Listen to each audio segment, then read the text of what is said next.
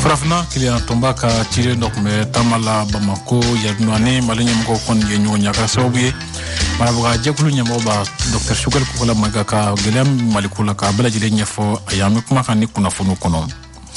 Senin faso yire bato nyamko ba maître munda kataliye aka sankura fule ke kanyesin kuna fundilo ma akram kuma fencha maka ina fo jona be la halam no kono sisa kledu don ko rubna kuma fanakan Kajala saka foko patrona nyamoya ko kuma tiare no kosobe mawdu sesni kulubale ni aka je okume ka nyefolike kuna fundilaw ye cour premier sharia kuraminta ko tabulu kan ami kuma funaka kledu donc waro kuma so kuna André Traoré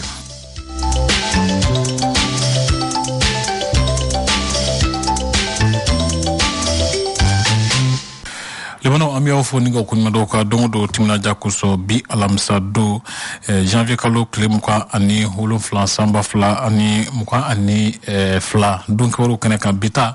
koko shiya kilinda kiladaye ami adalen an hakilina kene bisigi Kasim Traoré fe Benge ijara sangaranga ini jamere jango kasra kabo do sigila ka zanabuguni timininge benge kana farako ni segu sigi ndenen koroko ojaila ijara nga benge nyerebna tanudu ni dabla jurula koy sabula ni yendole ndala katoye ka misiga saraka e benge ajigibe fenga minti jegei afoni ye moshi fama gendo e kabo fangala tandogola ado suma jade benge akalakana baw uluni mamunu ye fangandraki buluda kabini karit lefe uye masala nga troke tala alere ka kina abifoma ko padwa benye uye wagadugo kindo yi miye mwashi fama yi akasobe yi akunda mezole na fama sigiro la sabula kabini tuma sangara bora ala miye wagadugo ka ufei fama sigiro keleno iko sigana yoro Fama chama mbe utisonga sigi akonnana sangule lamuzanau medecin kaboro nunu mbela jene ya donga fomiye wagadugu sigi benge amanogo fama ubulo saraka min bora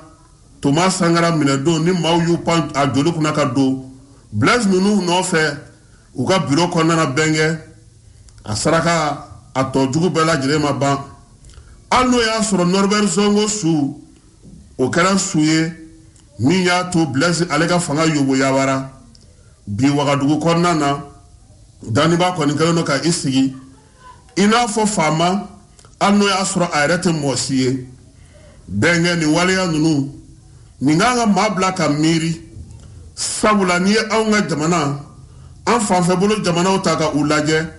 abina fo anyemo ka haklimaya abika tese ula abina fo anyema ka jatemine abeka tunu ula abina fo anyema ka basigi o dogalo no ula benge abeka makaranke maminye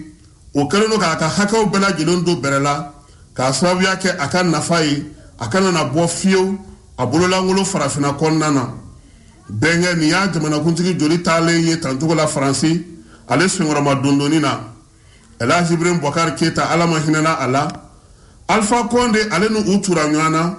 ni yoro Christian Mark Kabore benye antifika telefone wati na folo sabula abinafo blaze fanga mau ulude ni fanga ndrakinge benye idumbafo kuma chama kunda kateli adu kuma dola mabe tuntala ode la minye Burkina fanga ndrakinge benye anga sigi ka fle mu ya fo kay fanga ndraki ambado nga fo mosite afo anato alebulu ofana nyiningalu ye mume ma miri jigi sida aleni ari Traoré oga fanga fati watula benye Burkina ni Mali ti kelenye Mali ni Burkina ti kelenye wa ambado fana ka fo mime usuru anyona oye ka fo anyema ka fanga ko uka joro ko uka toga nyini ko ani mamunu be nu uluere bela jilembulu ka fo bi ulu dalendo nga anto dara ulu fe benge flimatme ni kwinga ka joro nyini ka dese ka wale yake akonnana ka joro nyini ka dese ka jamana don kuntlena laje ka joro nyini foka nyina ire ko bi France mu me ko bla ni ko mbala jirena o ka panguru me panga do an fe ya ulu jamana mun yo o fere jugutige ulu siga panguru siga do Mali konnana degumbe ulu kan gelabe ulu kan nga manga to aw nga muguri an fana ka nga fere ni dabalu nyini degumi me anka am sega bo akonnana tugodi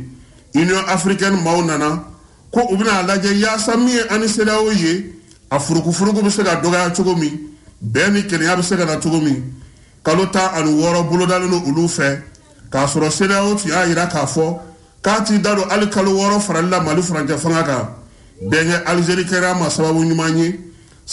mi fana no obna na atobi siga fobna na do Mali aleni sedawo jamana ni nyanje no kera degu wara tuguni ka sobe ke sedawo nyama bilama ulu nyet sega do Mali nyama ula o kuma ka gela ufe Algérie jamana kone wuli ka joke ka fere ni dawali bela jirentige minye Union Africaine ale ka lajja mi kan ke kalokura na ta tle wara na tle duru yasa Mali akuma be sega fo tugomi a jala tigalu be sega ka tugomi Mali ni sedawo be sega nyan soro tugomi gerante munu sigire no anga jamana ko be sega wuli tugomi benge nga an yɛrɛ ka hakilu to an yɛrɛ la dɛ bɛnkɛ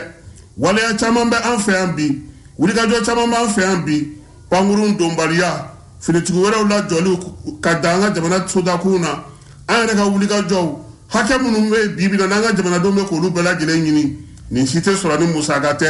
diɲɛ dun kɛlen don k'i kɔ don an na fɛɛrɛ ni dabali jumɛn b'an bolo yaasa an ka se ka to ka nin wulikajɔ ninnu bɛɛ lajɛlen kɛ k'a sinsin k'a kɛ jamanadenw sago ye musaka o musaka bɛ bɔ min bɛnkɛ fani diɲɛ k'an bolo di ɲɔgɔn ma fani maaw ka baara kɛ fo sanni feere ka don ani diɲɛ fan bɛɛ lajɛlen ni ɲɔgɔn cɛ nɔn tɛ degun dɔ bɛ fara a kan e ma feerefɛnw ye bi e ma nasan suguw lajɛ bi e ma musow ka ye ka kulew daminɛ bi bɛnkɛ nin bɛɛ lajɛlen kan ka jate minɛ sabula ni gɛrɛntɛ kuntala janyana ni duntulu banna bɛnkɛ k'a sɔrɔ muntulu tɛ yen o degun tan tɛ.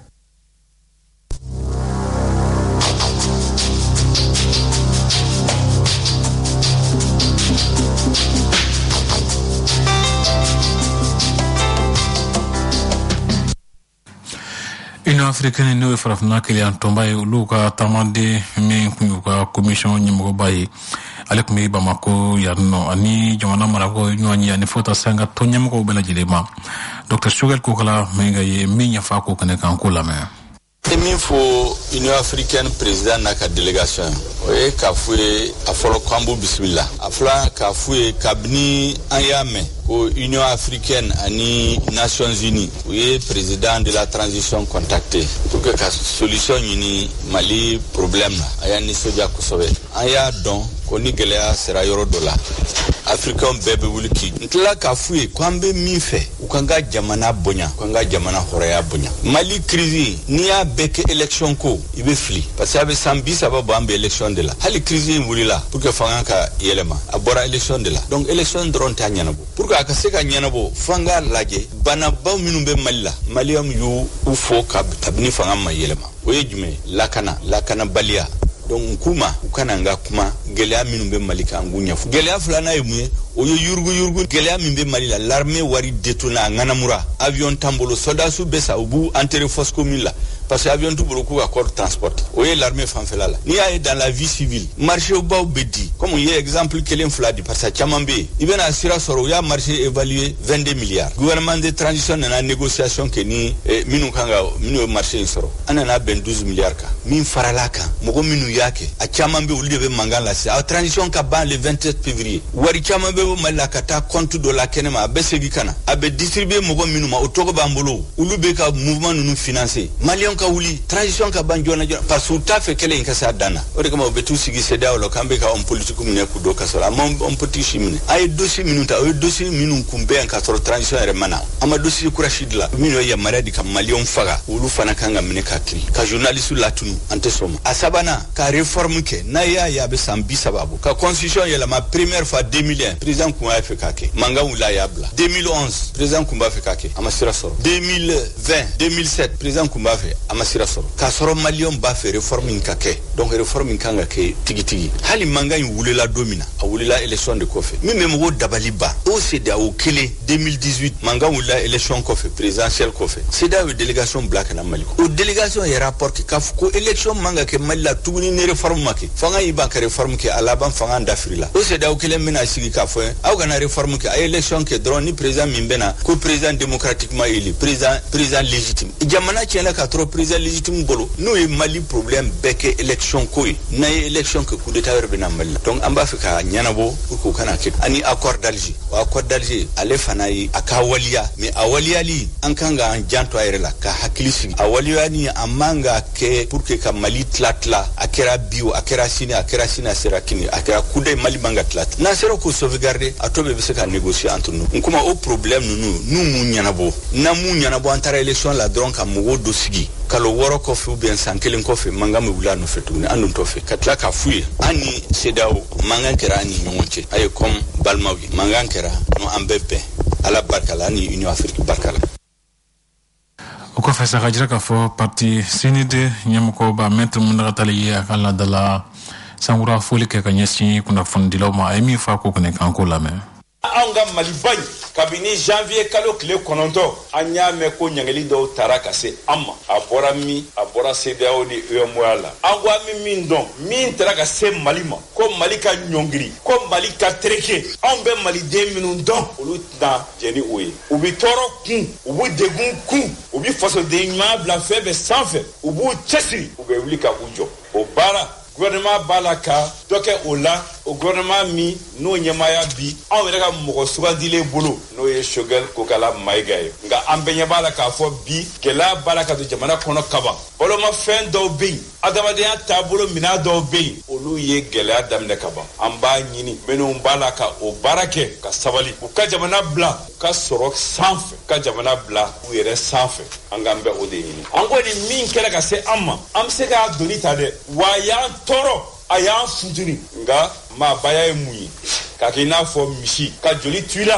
ka nonobo ni na ka fo sabali o de kobai o de mabaya ni ko mi an soro ango dukono ni fitna duna dukono ka bo dukono ka ta ni mi farati e bi ke mo fitini ka to dukono ki ka josera nyini ki ka josera soro o de nyonte bi an sigi nwa an kanu jamana no ye Algérie o yaye min baraka ke anga duwa kono akonte koye anga min ye ka toya kala ke basakele o kuma Algérie willa kwa ka dale fitna mi Mali ani CEDEAO jamana toche saljika bwaka kale ko kuma fo abi fo mi ma Union africaine no ye farafina jamana beka tonyi o nyama bare willa kana malla atara kunu oluka la yini muye halibi anga sigi anga kuma anga be ango amabe amaba oma barni mamiye Mali transition président a kuma lame ako min kera aye Mali toro nga Mali si datugu siga kumai o kobai o jamana batabolo nga kumai ambolo abike dalu dawdeka aforofola munye Mali ka bonya Mali ka dambe sekana ke ni Mali to ka bonya kono ka to ka dambe kono ka to ka ida mahora kono bashi ting miti sekafo flana nyageli nunu nana munna o transition bani wati Mali dungo ale wati minu fo amma fo ko kuma tike okan aya fo de kerkerele ala anga siga kuma ngena siga kuma garanti lame ne bi datu nye mbi nyandi mbi takifli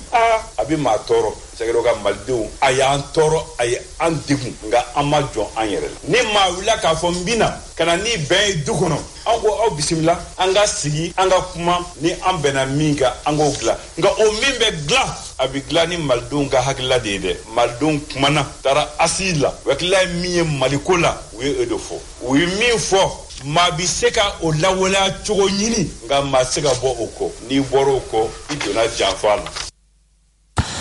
ko fasane wati lawan na yere jatimina na kafo balo fen do so ngela no ko sebe kaso ke embargo e CEDEAO ye o misigi malika oni suru jatimno club adam ne kemene mo akase keme ani bisa ma yoro do la mariam kwati ale yinin do ka ko kan ko la me Aja Kulibali ale mi fe sumalen feerebaga ye kɛrɛnkɛrɛnnenya la dabileni jinbere lemurukumuji fo ka taa se o n'a ɲɔgɔnna caman ma sukaro da gwɛlɛyali kama a ye caman bɔ a ka feerefɛn dilantaw la ka daa kan jagokun o tɛ ka sɔrɔ kuma tɛ tɔnɔ ma sukaro bɛ fɔ 140 dɔw b'a kɛ 130 dabileni tilancɛ yɛrɛ n'o ye kari yɛrɛ sukaro kulokolo bɛ se ka k'o la bon ko do manani kɔnɔ n'i y'a ji dɔgɔya mɔgɔ b'a fɔ k'a ka dɔgɔ kana sababu kɛ tɔnɔ tɛ sɔrɔ a la ne y'a to o kɔsɔn sukaro kɔni yɛlɛni kɔni tiɲɛna a ye defoba de bila an ka jago la Aja Kulibali n'a ɲɔgɔnna caman de bɛ nin degun in na o kama an wulila ka se jagokɛla minnu bɛ sukaro dɔgɔdɔgɔni feere maaw ma k'a dɔn mun kelen kama dɔ farala sukaro sɔngɔ kan u ka fɔ la sukaro yeli ka dɔgɔ kosɛbɛ Mali la an bɛ yɔrɔ min na i ko sisan sukaro tɛ sɔrɔ mɔgɔ caman bolo an bɛ se ka mɔgɔ 10 yala an t'a sɔrɔ an bɛ se ka sɔrɔ maa kelen de bolo o mɔgɔ kelen de bɛ nin fɔ an ye k'a ka gɛlɛn an k'a dɔn k'a fɔ sukaro ale kɔni bɛ dilan Mali kɔnɔ dɔ farali a sɔngɔ kan o sababu bɔla mun na cakɛda fila mun bɛ yen sukaro dilan kama Mali kɔnɔ Sukala ani N Sukala olu jɔlen t'u jɔyɔrɔ la wa walasa ka faamuyali sɔrɔ o la an ka Mamadu Mariko lamɛn ale ye N Sukala ɲɛma ye an ka sukaro ma bɔ joona sukaro bɔbaliya joona o fana o ye insécurité min bɛ an ka yɔrɔ la sisan o y'a to baara ma se ka daminɛ 1er décembre la i n'a fɔ an y'a latigɛ cogo min na baarakɛlaw ma se ka bɔ parce que jihadistes bɛ yɔrɔ la donc o de y'a to ɲinan an ka sukaro ye retard ta mais ni ala sɔnna ma sisan problème caman ɲɛnabɔra fo ka taa se mois de juin ma sukaro bɔ ti jɔ sugu yɛrɛ fana bɛ se ka ta sɔrɔ sukaro feerelaw ka fɔ la ko sukaro bɛ ka dɔgɔya Mali kɔnɔ Mali dun ni jamana tɔw dancɛ datugulen don fɛɛrɛ jumɛn de bɛ nin cakɛda fila in bolo walasa sukaro kana dɛsɛ maaw la kalo n'an ye 20 000 bɔ o bɛ se ka jɔ ni Bamako ani Mali n'a lamini sukaro ye an bɛ se k'an jɔ ni importation min gɛlɛyalen don ka se k'an jɔ o jɔyɔrɔ la jamana ɲɛmaw sukaro ko la u k'u hakili sigi sisan N Sukala ni Sukala wulila kaban awa sukaro yɛrɛ semaine prochaine la bɛ na donc gɛlɛya in mana janya cogo o cogo N Sukala ani Sukala bɛ se ka jɔ ni a sukaro ko ye an b'aw ladɔnniya k'a fɔ ko gɛlɛya tɛ sukaro ko dɔrɔn na Mali kɔnɔ dunfɛn caman bɛ yen i n'a fɔ tulu nɔnɔ sogo fo ka taa se o n'a ɲɔgɔnna caman ma an bɛ yɔrɔ min na i ko sisan sugu kɔnɔna na dunfɛn min bɛ yen ni gbadomusow bɛ se k'a fɔ alhamdulila o de ye fɛn kɛnɛw ye o kɔfɛ sa min bɛ tali kɛ Mamadu Sensi Kulibali ka sɔrɔmadonbado y'a ka avocat ye patronat ɲɛmɔgɔya ko wulikajɔ siratigɛ la Cour suprême ye latigɛ kura dɔ kɛ olu kɔni ye kunnafoniya wele ka dantigɛli dɔ kɛ a ko siratigɛ kan maître Seku Umar Bari ale dɔw ɲɛfɔ Kasim Talori ka kuma baralanko lamɛn a bɛ se k'a faamu cogo di ko bi mɔgɔw jamana dɔ b'a ka avion wuli ka na n ka territoire n'ale ye kiiri tigɛ k'a fɔ ko kalafili fila bɛɛ annulera Cour suprême fana ko yamaruya min tun dira cɛ ma k'a k'i sigi so kɔnɔ ko o yamaruya binna k'a ka bɔ so kɔnɔ yamaruya t'a bolo a ka sigi so kɔnɔ o la fasodenɲumanya yɛrɛ taabolo la ani hɔrɔnɲumanya yɛrɛ k'a fɔ de sariya min tun ye sigi o sariya wulila ka bɔ yen ni hɔrɔn de ye ni n tɛ yan don min na a bɛ fɔ n denw ɲɛna aw fa ye nin kɛ u bɛ bɔ nin so kɔnɔ an bɛ taa kalafili la bon madamu ko dilan ko tɛ mais yɔrɔ ni kalafili bɛ kɛ ɲɛmɔgɔ fila de bɛ yen ɲɛmɔgɔ kelen ko hali sini n'a fɔra ko ka kalafili k'ale sɔnna mais ɲɛmɔgɔ dɔ nin ko ni kalafili kɛra k'ale tɛ taa wa ni e sigalen don a la k'a fɔ k'i tɛ taa est ce que e bɛ se ka taa kalafili la wala donc jamana ɲɛmɔgɔw de interpellelen don nin yɔrɔ la bari sabula mun bɛ so kɔnɔ sariya foyi t'a bolo a ka sigi so kɔnɔ jamana ɲɛmɔgɔw kan ka mun de fɔ n'a y'a sɔrɔ aw ta ye aw yɛrɛ ye aw ta y'aw ka entreprise ye ne ta ye n ka jamana ye ni n ta ye n ka jamana ye n bɛ datugu a ye taa kalafili la ni mɔgɔ min ka ɲi na sisan ye direct waati de o don o don aw b'a fɔ ko n bɛ direct la a y'a partage a bɛ taa direct la kalafili bɛ kɛ direct la mɔgɔ min mana gaɲa a b'a partage direct la n kunkolo dilen don o sera walayi la i bɛ banfula bɔ dɔrɔn o bɛ ye donc n ka faamuyali la bi bi in na n'an bɛ Mali ka hɛrɛ fɛ fadenya jugu o waati tɛ sisan ye mais n bɛ se ka mun de kɛ Mali ye an b'o waati de la donc mun bɛ se ka mun kɛ Mali ye o kɛ parce que alhamdulilayi rabbil alamina sɛnɛkɛlaw ye camanba kɛ mais foro de kɛnɛ ka bon donc ni kɛnɛ ka bon halisa an k'an cɛsiri n'an y'an cɛsiri ninnu ka to u ka baara fɛ a ka ca Ala fɛ hali minnu m'a faamuya n'olu ye faamuyali kɛ nin na u b'a dɔn k'a fɔ ko jaa ko gɛlɛman yɛrɛ tɛ o Ala ka fili dɔrɔn mɔgɔ min ka ɲi na o ka ta o ye baara bannen donc n'an bɛna ɲɔgɔn sɔrɔ a siɲɛ wɛrɛ a bɛ fɔ ko karisa de kɛra président ye a bɛna taa yɛlɛma so kɔnɔ direct la a b'a partage direct la ne ko in kembe ka soro busumo refna joro kosbe fu ye nyon farna ka hakilla fana do di akusate kan berte miyam bengali ayibdo nyefanya angola me ega nyingali kan ko amena anjo rol aye join aye groupement professionnel oli o groupement professionnel oli tuli o ye bisabani konotoni patronat na kakla ka CPR faraka donc o bisabani konoto amba nyininali adamne nakaba o beka fara ɲɔgɔn kan anga bo élection korole ni konna la kalo tani segi procédure tribunal la anga bo akono parce que ama ban alisa mu bana mu sementiale do bi o kororo de ko mo shi manga ka ke patronat konna la bi o sementiale do o donné do o décision sur le do maintenant nyebe muna afora ko jaje tese ka bo patronat konna la anta do ngom kemeka asongoroma do kayira ka fo cour suprême no ye jamana sariya baba labai o ye décision muti o koro ka bo no bela talala akoka ti bo pour que élection kura ka ke amena anjo rola an join o ye groupement fait be patronat composé patronat e femunye association ni groupement de métier ou olu de ba composé donc olu de bi no jo rola on est élection ke on est président élu moment bali anga élection wala ke ka président élu jamana président sikite koy maire sikite député sikite et délégué oye keme ani bidu ani duru yoro manja o délégué yere bebe kunsali ngonnala kana ika fodron me kalata kasay nte kalata ni groupe me kalata ni groupe parce que élection fene muyi liste élection ne do ambe sika katuni mo kele élection tere liste élection ne do ni lisi manye ou bien ni lisi madafa na ba mugaso ou bien ni mo kele me lisi flabe ka dron o lisi flabe be pokabi o de kera folotai donc lisi flabe bora ka bi mais on a ta konnala e jade ka mo tara élection be kare kon o do lisi flabe tumbinelu u ku ka lisi boka irana o élection temene ko lisi sabade ko katu nyongo bureau de élection de lisi be changer jugodi ni lisi kele mutara te fale o kele ni be donc en temene o beka anga teme o beka l'erreur est humaine bebe se ka erreur ke maintenant ni be jamana jo cadre konnala bi mali be yoro mina amago te ni shila amago te tribunal la amago te fuela CNPM de muyo ale de secteur privé jojo bay a josim bay secteur privé o de CNPM donc ambo de ko sisano anga élection ke ka bureau nyana masigi bureau mbe se ka kuma betola nango malikura fa tese ka ke fanga jamana nyemo ko andeme umandeme ni munyi ni décision mu bora tribunal la a beni ma beima a benika mo ma beika mo ma a décision ga exécuter na décision ma exécuter malikura amba kuma fo andali la mais atike ko sementiali Takala ni nyefalu de bi kledu donkor baro kunche biga so sanga yim ko annana so ne kanya tan ani sheki sa ho jere basi so le chola kuma ke so kunna na kuma so kunna André Traoré e chen nyare kuna fonu faranya kan so resise morika le kuma so ko la ka fra mara pone bakuka ama fo ko la ka sura cha